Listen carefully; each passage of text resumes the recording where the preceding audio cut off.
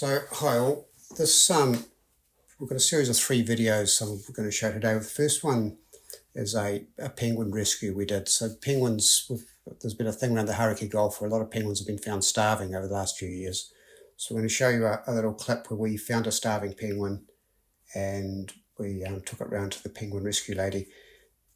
Before you view it, I just want to say that we didn't touch the penguin until we'd got confirmation of what to do from the rescue service. So there's a bird rescue service on Aotea, and we checked with them first about what we should do. So we'll just show that clip now.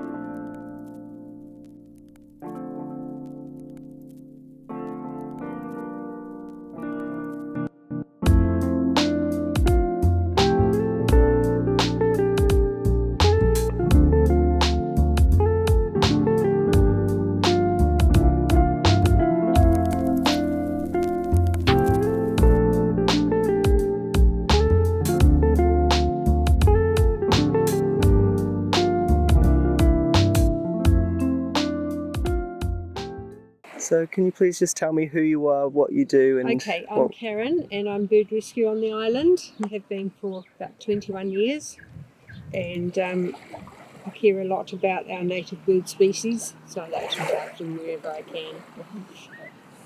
Excellent. And what do we have here? This is a kurura, or a little blue penguin, but it's a juvenile and it's not old enough to be leaving the nest because it's very skinny and it's still got fluff on it.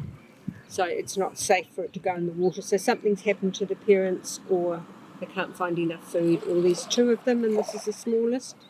Something like that happens. Okay, so we just dropped the little blue penguin off to Karen, who's a bird rescue person. I don't think it will probably survive. It looked quite sick. It was a young penguin. But this is all part of the big picture, that they believe that the bait fish are either going deep into the water now because of the global warming, because they're looking for cooler water, or there's fewer bait fish because they've been fished by trawlers. The scientists aren't sure yet, but what they do know is there's large numbers of these little blue penguin dying, and that's probably an example. So although we might not rescue this one, it'd be good to draw attention to this issue and get a bit of action on it.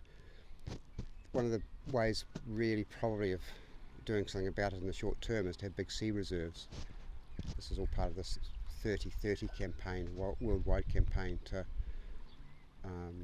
increase the numbers of sea reserves worldwide, and the Green Party in particular in New Zealand has picked up on this, and possibly Labour, where they're going to try to increase the numbers of sea reserves around New Zealand. This produces a big pool of fish breeding and places where things like the penguin can breed successfully and have plenty of small fish to eat. So if we can't get something done about the bigger picture, which is too many of these bait fish being taken, sea reserves would at least provide a sanctuary for marine birds and for the fish that they depend on. Before we talk any more about that, I'd just like to show another clip. So on the way back from dropping that penguin off at the rescue service, we saw some gannets diving in the distance, and then we realised that it was the gannets were diving there because Brutus whales were feeding.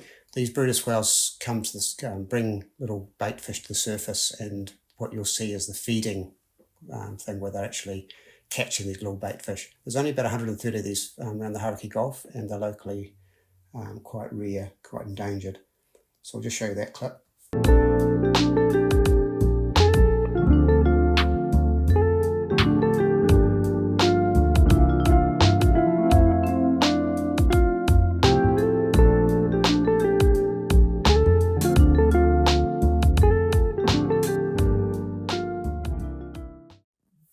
So the reason that clip was quite shaky is we were doing the photography at quite a distance. You're not allowed to approach these animals.